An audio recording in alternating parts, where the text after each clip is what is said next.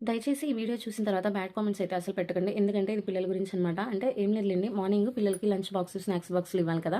దానికోసం ఏంటంటే ఇప్పుడు లంచ్ బాక్స్‌లో వచ్చేటప్పటికి ఇద్దరు పిల్లలకి 2 క్యారేజెస్ అవుతాయి. స్నాక్స్ బాక్స్‌లో ఒక 2, 3 రకాలైతాయి. ఇంకా పెరుగు కూడా సెపరేట్ బాక్స్‌లో ఏసిస్తాను.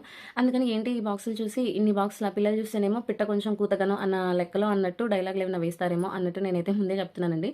ఇలా ఏమైనా తప్పుగా మాట్లాడుంటే ఏమనుకోకండి. అంటే గబాల్న ఎవరైనా వీడియో చూస్తే గబాల్న బ్యాడ్ మే కామెంట్స్ పెట్టుకొని ఉంటారని నేనైతే చెప్పాను. ఇంక మార్నింగ్ ఏంటంటే పిల్లలకి ఏదైనా బై మిస్టేక్ ఫ్రెండ్స్ ఒకవేళ కింద పడిపోయినా, లేదంటే వాళ్ళు సరదాగా ఫ్రెండ్స్‌తో షేర్ చేసుకొని తినాలన్నా కానీ వాళ్ళకి సరిపోవాలి కదండీ!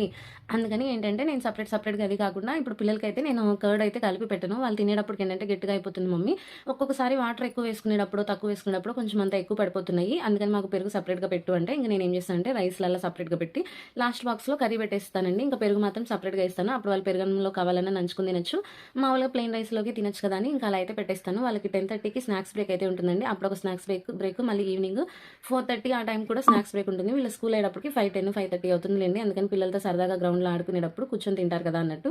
ఇంక నేను సాయంత్రం పూట స్నాక్స్ కూడా పెట్టిస్తాననమాట. అదండి నా బాక్సుల స్టోరీ, కామెంట్స్ స్టోరీ. మీకు కనుక వ్లాగ్ నచ్చితే ఒక చిన్న లైక్ అయితే ఇచ్చేసి ఛానెల్‌ని సబ్స్క్రైబ్ చేసుకోండి ఫ్రెండ్స్. Okay friends, bye.